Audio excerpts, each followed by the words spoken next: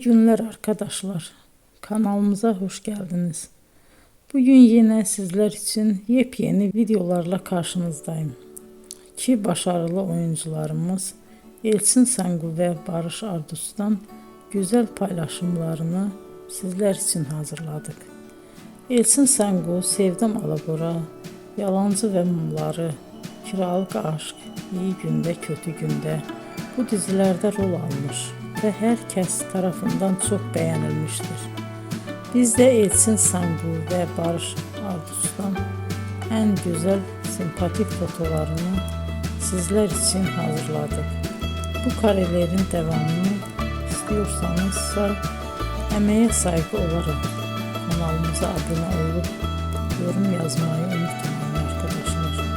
Teşekkür ederim.